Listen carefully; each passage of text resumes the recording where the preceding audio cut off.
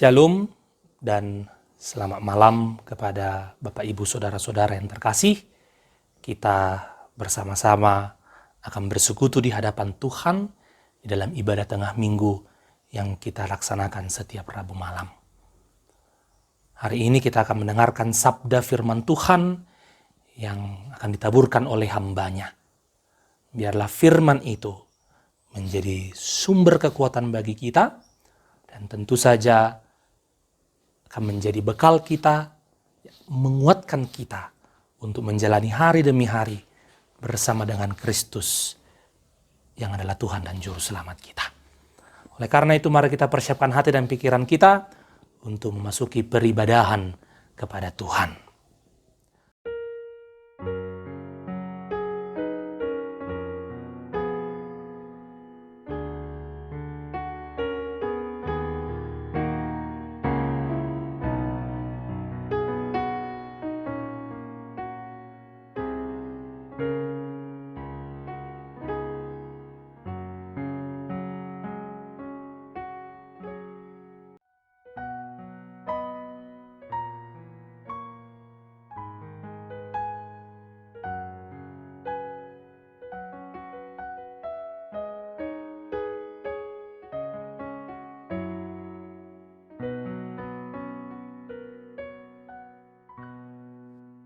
Kita percaya bahwa pertolongan kita adalah di dalam nama Tuhan yang menjadikan langit dan bumi, yang kasih setianya kekal hingga selama-lamanya, serta tidak pernah meninggalkan perbuatan tangannya.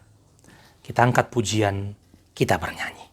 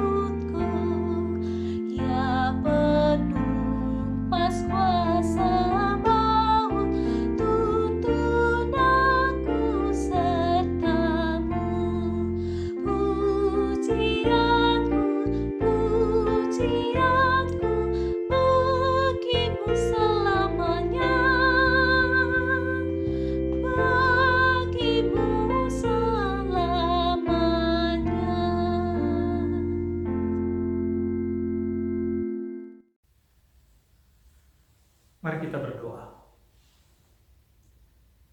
Damai sejahtera Allah yang melampaui segala akal budi, itulah yang memelihara hati dan pikiran kita di dalam Kristus Yesus. Amin. Pemirsa Kerikmat Channel yang dikasihi oleh Tuhan kita Yesus Kristus, firman Tuhan bagi kita di hari ini terambil dari surat Paulus kepada jemaat di Roma, pasal yang ke-15 ayat yang ke-7 sampai ayat yang ke-13. Saya akan membacakannya kepada para pemirsa sekalian. Sebab itu terimalah satu akan yang lain sama seperti Kristus juga telah menerima kita untuk kemuliaan Allah. Yang aku maksudkan ialah bahwa oleh karena kebenaran Allah, Kristus telah menjadi pelayan orang-orang bersunat untuk mengokohkan janji yang telah diberikannya kepada nenek moyang kita. Dan untuk memungkinkan bangsa-bangsa supaya mereka memuliakan Allah karena rahmat-Nya seperti ada tertulis, sebab itu aku akan memuliakan engkau di antara bangsa-bangsa dan menyanyikan mazmur bagi namamu. Dan selanjutnya bersukacitalah hai bangsa-bangsa dengan umat-Nya. Dan lagi pujilah Tuhan hai kamu semua bangsa-bangsa, dan biarlah segala suku bangsa memuji Dia. Dan selanjutnya kata Yesaya, taruh dari pangkal Isai akan terbit, dan ia akan bangkit untuk memerintah bangsa-bangsa, dan kepadanya lah bangsa-bangsa akan menaruh harapan. Semoga Allah, sumber pengharapan, memenuhi kamu dengan segala sukacita dan damai sejahtera dalam iman kamu, supaya oleh kekuatan Roh Kudus kamu berlimpah-limpah dalam pengharapan. Demikianlah firman Tuhan. Saudara yang terkasih di dalam nama Tuhan kita Yesus Kristus, di hari-hari belakangan ini kita menghadapi berbagai macam tantangan dan kesulitan yang mungkin tidak pernah kita bayangkan sebelumnya. Belum selesai dengan pandemi COVID-19 yang telah memakan ratusan korban jiwa, resesi dunia yang dikatakan lebih parah dari resesi ekonomi pasca Perang Dunia Kedua, dan runtuhnya tatanan kehidupan adat dan hubungan sosial secara khusus di masyarakat Batak. Kita bayangkan ketika korban COVID-19 meninggal hanya petugas berpakaian APD yang diizinkan untuk mendampingi. Mago sude aka adat natasuani di bahen si koronaon. Kita kemudian diperhadapkan dengan kekerasan rasisme yang bermula di Minnesota, Amerika Serikat. George Floyd, seorang pria berkulit hitam, tewas di lutut seorang polisi berkulit putih walaupun ia telah berteriak, "I can't breathe," aku tidak bisa lagi bernafas. Sontak kematiannya menciptakan gelombang protes bahkan aksi-aksi anarkis di hampir seluruh dunia.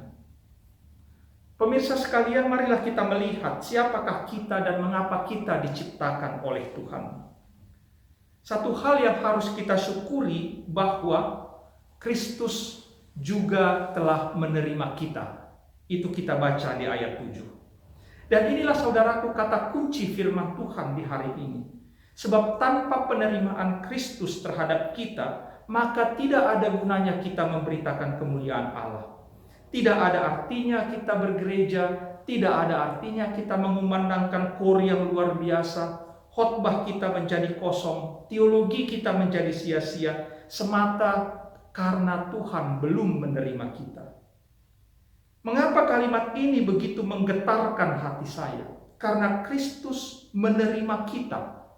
Kristus menerima kita dengan sepenuhnya, bukan hanya menerima sisi baik dari kehidupan kita, namun Ia menerima kita apa adanya. Ia menerima kita sepenuhnya termasuk kelemahan dan keberdosaan kita. Kristus menerima kita karena Ia semata-mata mencintai kita.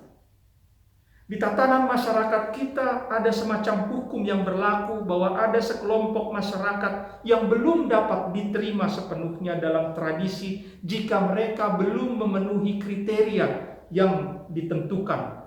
Seperti misalnya kalau ada seseorang yang belum menikah, atau ada pasangan yang belum memiliki keturunan, atau ada para orang tua yang anaknya belum menikah. Ada juga perasaan terpinggirkan jika perekonomian kita tidak sebaik dengan perekonomian orang lain, atau kita belum memiliki pekerjaan yang sesuai. Namun saudaraku, itu semua tidak menjadi alasan bagi Allah untuk menolak kita. Ia mengasihi kita bukan status kita. Karenanya sebagai insan yang telah diterima oleh Kristus, marilah kita hidup di dalam optimisme, di dalam pemikiran dan tutur kata yang positif untuk menyatakan kemuliaan Allah bagi kehidupan kita. Nyatakan kepada dunia ini bahwa kita orang yang berharga. Saya orang yang berani, saya sanggup, saya siap, dan saya menang. Bukan karena saya kuat, tapi karena Allah telah menerima saya. Saudaraku, setiap pikiran dan perkataan kita yang positif akan meresap ke dalam setiap aktivitas kita. Dan itu akan mempengaruhi cara kerja kita. Itu akan mempengaruhi teknik berkomunikasi kita. Itu akan mempengaruhi bagaimana kita memimpin dan bagaimana cara kita meyakinkan orang lain. Sehingga jika hidup kita penuh dengan kata-kata dan pikiran-pikiran yang positif untuk memuliakan Allah, maka jangan terkejut saudaraku. Jika rezeki akan menjadi milikmu, tiba-tiba penyakitmu lenyap, kita akan menjadi karyawan dan atasan yang disukai oleh sesama. Kita akan menjadi orang yang dipercaya, sehingga promosi jabatan akan menjadi milik kita. Karena sesungguhnya kita berharga di mata Allah dan kita telah diterima oleh Yesus Kristus. Mungkin kita mengingat Nick Vujicic, motivator ternama yang terlahir di kota Brisbane, Australia. Ia lahir dengan keadaan fisik yang terkena gangguan tetra amelia yang langka. Penyakit ini berarti tanpa kaki, tanpa kedua lengan, dan dengan dua kaki kecil, satu-satunya memiliki 2 jari. Pada masa kecilnya, Nick sering diintimidasi oleh teman-teman di sekolahnya, dibully. Pada usia 8 tahun ia memulai memikirkan untuk bunuh diri. Dan fatalnya lagi pada usia 10 tahun dia pernah kembali mencoba untuk menenggelamkan dirinya di bak mandi yang kemudian berhasil digagalkan. Namun seiring dengan perjalanan waktu di tengah keterbatasan fisiknya, ia justru mampu menyelesaikan studinya dengan baik. Ia perlahan memulai pelayanannya sebagai seorang motivator. Ia rutin melakukan perjalanan internasional untuk berbicara dengan jemaat-jemaat Kristen, dengan sekolah-sekolah, dengan perusahaan-perusahaan.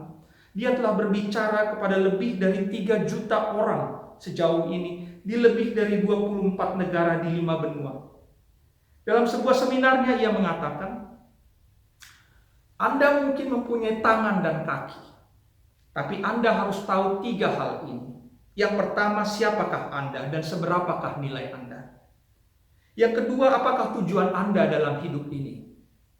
Dan yang ketiga, bagaimana Anda mensyukuri kehidupan? Jika Anda tidak mengetahui jawaban dari ketiga pertanyaan ini, maka Anda sesungguhnya lebih cacat dari saya. Nick menyadari bahwa keterbatasan tubuhnya bukanlah kegagalan Allah dalam menciptakannya. Tuhan mengasihinya dengan menciptakannya sedemikian rupa agar Nick bisa menjadi inspirasi bagi saya, bagi Anda, bagi banyak orang, agar Allah dipermuliakan. Saudaraku, tanpa kita sadari dunia kita juga telah terbagi-bagi. Diskriminasi terjadi di mana-mana karena warna kulit, karena suku, bangsa, agama, dan status sosial. Di gereja pun kita sering menyaksikan realita ini. Dalam berbagai pesta gereja kita sering menyaksikan mereka yang memiliki jabatan, mereka yang memiliki uang akan diperlakukan lebih istimewa daripada mereka yang keadaan ekonominya mungkin berkekurangan. Mahatma Gandhi, seorang yang pernah berniat masuk Kristen, kemudian mengurungkan niatnya ketika ia ditolak memasuki sebuah ibadah gereja karena ia tidak menggunakan pakaian ala barat. Ia berkata dalam hatinya, jika umat Kristen juga menerapkan sistem kasta, saya lebih baik tetap menjadi Hindu. Saudaraku, ayat 7 mengatakan, sebab itu terimalah satu akan yang lain. Dan ternyata kita justru menyaksikan banyak aksi penolakan terjadi belakangan ini.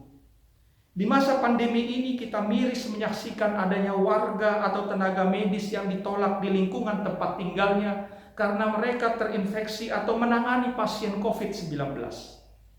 Bahkan mayat korban COVID-19 pun mendapat penolakan untuk dimakamkan. Mayat pun ditolak oleh mereka yang hidup. Ini luar biasa. Atau kita semakin banyak menyaksikan diskriminasi, penolakan, pelarangan beribadah atas nama agama di negeri kita ini. Saudaraku, barang siapa yang menolak sesamanya, itu sama saja ia menolak Allah, ia menolak Tuhan yang telah menciptakan kita sejajar. Karenanya jika kita menyaksikan ayat 9 sampai ayat 13, kita melihat bahwa Kristus telah membuka pintu keselamatan kepada bangsa-bangsa lain, termasuk bangsa Indonesia. Karenanya marilah kita sebagai umat Kristen, sebagai umat HKBP, menjadi gereja yang terbuka dan siap menerima segala perbedaan, segala kekurangan dan keterbatasan sesama kita. Marilah kita memberitakan Injil Kristus bukan hanya kepada warga yang sehat walafiat, namun kepada mereka yang saat ini sedang terbaring sakit dan tak berdaya. Para narapidana di tahanan pun juga harus menjadi alamat penyebaran Injil kita. Jangan kita pernah melupakan anak-anak dan para pemuda, juga kaum bapak, yang entah kenapa kaum bapak ini justru lebih sedikit datang ke gereja, walaupun statistik jumlah pria di Indonesia masih jauh lebih banyak dari jumlah kaum perempuan. Mimbar HKBP tidak bisa lagi hanya tinggal di dalam gedung gereja. Pandemi ini mengajarkan kepada kita bahwa gedung dan infrastruktur ternyata tidak lagi menjadi lokasi pertemuan dan peribadahan yang ideal. Kekristenan saudaraku saat ini menjadi sangat dinamis dan bergerak dari satu tempat ke tempat yang lainnya. Mimbar gereja kita bergerak ke pasar, ke ladang, ke pantai, ke lokasi wisata, dan ke pusat-pusat kesehatan. Pandemi ini menjadikan kita semakin kreatif dan inovatif dalam mengabarkan Injil. Para pendeta tidak cukup hanya tahu menafsirkan atau membuat hermeneutika Alkitab dalam berkhotbah. Itu tidak cukup lagi sekarang. Tapi para pengkhotbah dituntut untuk berkolaborasi dengan para ahli IT dan media. Mereka memahami lebih baik bagaimana memancarkan Injil yang lebih jauh dan lebih cepat daripada sekedar di lingkungan bangunan gereja. Karenanya saudaraku, inilah kuncinya. Pekabaran Injil kita bertujuan agar segala bangsa memuji Dia. HKBP tidak boleh hanya berpuas diri dengan angka 5 juta warga jika hampir 99% warganya adalah hanya warga Kristen Batak. Pelayanan kita sudah harus menembus batas-batas warga jemaat, batas-batas kebangsaan, batas-batas ras, suku, dan yang lain sebagainya. Pelayanan kita harus diteladani oleh rekan-rekan gereja sedenominasi yang lain. Mari kita sulap lahan gereja kita menjadi pargobungan, menjadi rumah yang nyaman bagi warga jemaat kita. Mungkin sudah saatnya di halaman gereja kita ada taman bermain bagi anak-anak. Ada kafe rohani. Ada perpustakaan dan internet di mana anak-anak muda bisa berkumpul dan mengembangkan bakat kreatif dan positif mereka. Gereja juga harus menjadi gereja yang ramah lingkungan. Karenanya pekabaran Injil harus berdimensi koinonia, persekutuan, dan diakonia, berbelas kasihan. Ketiga aspek ini harus berjalan beriringan karena ketiganya harus saling menerima. Saudaraku yang terakhir, dikatakan di ayat 13, semoga Allah sumber pengharapan memenuhi kamu dengan segala sukacita dan damai sejahtera. Di tengah masa-masa sulit ini kita membutuhkan sukacita dan damai sejahtera. Sumber sukacita kita hanya satu, Kristus yang telah menerima kita. Saudaraku, hidup kita saat ini penuh dengan ketidakpastian. Kita tidak tahu apa kita masih menerima gaji bulan depan. Para pasangan yang hendak menikah belum bisa memastikan kapan hari besar mereka dapat terlaksana.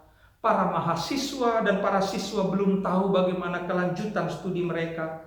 Kita juga masih tidak mengetahui bagaimana vaksin bisa ditemukan dan dihadirkan, sehingga new normal yang kita kenal sekarang sebenarnya bukanlah kehidupan normal yang kita miliki sebelum pandemi ini. Tapi firman Tuhan mengatakan, mari kita bersukacita. Ini kuncinya, saudara. Ayat 8 dikatakan, untuk mengukuhkan janji Tuhan di dalam Alkitab.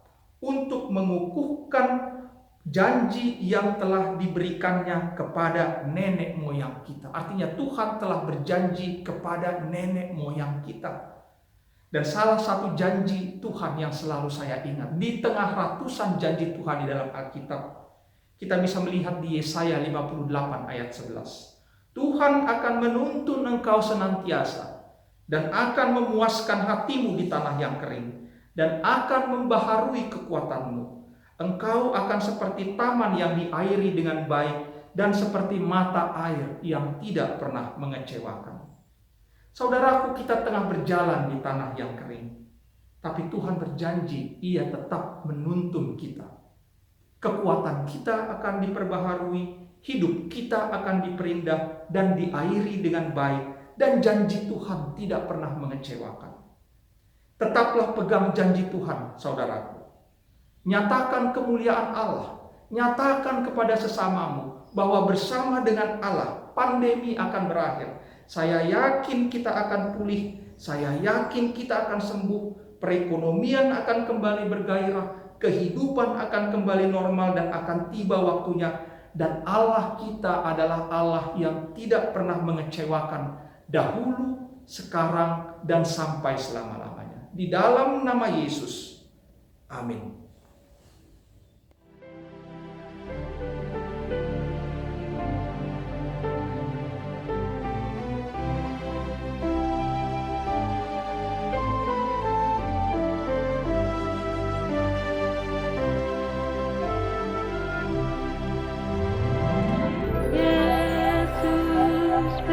Nampakkan perangai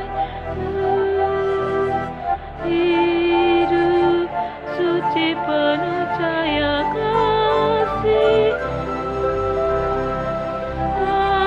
Sudah ku terus oleh Roh Kudus hingga tampaklah Yesus di hidup.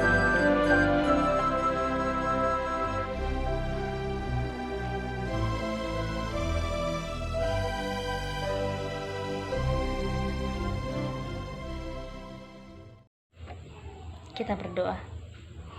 Kami bersyukur ya Tuhan Allah untuk penyertaan Tuhan dalam kehidupan kami.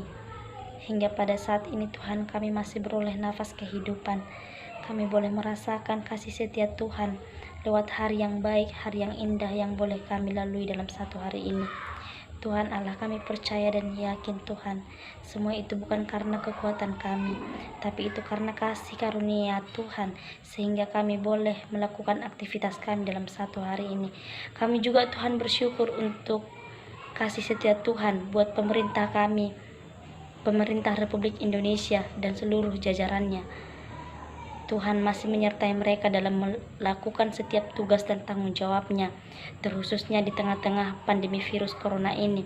Apapun Tuhan program yang telah direncanakan, biarlah itu berjalan dengan baik dan sesuai dengan kehendak Tuhan. Kami juga Tuhan doakan untuk seluruh tim para medis yang memberikan hati, pikiran, serta waktunya dalam memberikan pengobatan yang terbaik kepada pasien positif virus corona. Kami memohon kepadamu Tuhan, berikan kepada mereka hikmat pengetahuan, supaya mereka mampu memberikan pengobatan oleh karena namamu. Tuhan Allah, biarlah melalui rumah sakit, melalui tangan tim para medis, para pasien yang positif virus corona mendapatkan kesembuhan, sehingga nama Tuhan semakin dipermuliakan di tengah-tengah kami. Ya Tuhan Allah, kami juga doakan untuk pasien positif virus corona. Kami memohon kepadamu Tuhan, berikan kepada mereka pengharapan yang hidup, supaya mereka mampu menghadapi masalah yang saat ini sedang terjadi dalam kehidupan mereka. Begitu juga Tuhan dengan pasien ODP dan juga PDP yang saat ini sedang menjalankan karantinanya. Kami memohon kepadamu Tuhan, mampukan mereka serta berikan kesabaran kepada mereka, supaya mereka dapat bertahan dalam karantina yang saat ini sedang dijalani. Tuhan Allah, ada keluarga yang sedang merindukan mereka di rumah, ada keluarga yang sedang menunggu mereka. Kami mohon juga kepadamu Tuhan, berikan mereka kesabaran, supaya mereka mampu berpengharapan hanya kepadamu. Biarlah Tuhan setiap doa-doa tulus yang dipanjatkan kepadamu Engkau kabulkan Tuhan. Tuhan Allah, kami doakan juga untuk seluruh pelayan-Mu Tuhan yang saat ini sedang melayani di tengah-tengah pandemi virus corona ini. Kami percaya dan yakin Tuhan Engkau selalu menyertai mereka. Biarlah mereka semakin kreatif. Engkau berikan hikmat kepada mereka dalam memberikan ibadah-ibadah di tengah-tengah pandemi virus corona ini. Tuhan Allah, kami juga doakan untuk seluruh pelajar dan tenaga pendidik yang saat ini sedang melakukan pembelajaran daring. Kiranya Tuhan berikan hikmat kepada kami, mampukan kami Tuhan dalam melewati situasi sulit saat ini. Tuhan Allah, kami juga doakan untuk jemaat-Mu yang saat ini sedang mengalami kemerosotan perekonomian. Kiranya Tuhan mampukan kami. Tuhan juga berikan kesabaran kepada jemaat kami saat ini Tuhan. Apapun Tuhan aktivitas mereka, pekerjaan alternatif lain yang dilakukan, selagi itu masih baik, mari Tuhan Engkau yang selalu menyertai mereka. Tuhan Allah, kami juga doakan untuk seluruh jemaat-Mu yang sakit pada saat ini, baik itu yang dirawat di rumah sakit ataupun di rumah masing-masing. Mari Tuhan Engkau berikan kesembuhan melalui obat yang dikonsumsi serta makanan dan juga minuman. Biarlah melalui obat tersebut Engkau berkati Tuhan supaya mereka mendapatkan kesembuhan. Ya Tuhan Allah, kami juga doakan untuk seluruh anak yang ada di negara kami Republik Indonesia ini. Biarlah mereka semakin bertumbuh oleh karena nama-Mu. Inilah kami ya Tuhan Allah yang juga mendoakan saudara-saudara kami yang saat ini dalam pergumulan hidup. Mari Tuhan Engkau yang selalu menyertai kami dalam mencari jalan keluar yang terbaik. Engkau yang melindungi kami Tuhan. Berikan orang-orang yang mau berbelas kasih kepada kami untuk mendengarkan kami, serta membantu kami dalam mencari jalan keluar dari setiap persoalan yang kami alami. Kami percaya dan yakin Tuhan, Engkau yang selalu melindungi kami. Inilah kami anak-anak-Mu yang penuh dengan dosa. Kiranya Tuhan ampunkan kami, supaya kami layak menjadi anak-Mu yang terkasih. Dalam Kristus Yesus kami berdoa dan mengucap syukur. Amin. Pemirsa sekalian, marilah kita bersama-sama memohon di dalam doa yang diajarkan Yesus kepada murid-muridnya. Bapa kami yang di surga, dikuduskanlah nama-Mu, datanglah kerajaan-Mu, jadilah kehendak-Mu di bumi seperti di surga. Berilah kami pada hari ini makanan kami yang secukupnya, dan ampunilah kami akan kesalahan kami, seperti kami juga mengampuni orang yang bersalah kepada kami. Dan janganlah membawa kami ke dalam pencobaan, melainkan lepaskanlah kami daripada yang jahat, karena Engkau-lah yang mempunyai kerajaan dan kuasa dan kemuliaan sampai selama-lamanya. Amin. Terimalah berkat Tuhan. Anugerah Tuhan kita Yesus Kristus dan kasih setia Allah Bapa serta persekutuan Roh Kudus menyertai saudara-saudara sekalian hari ini sampai selama-lamanya. Amin.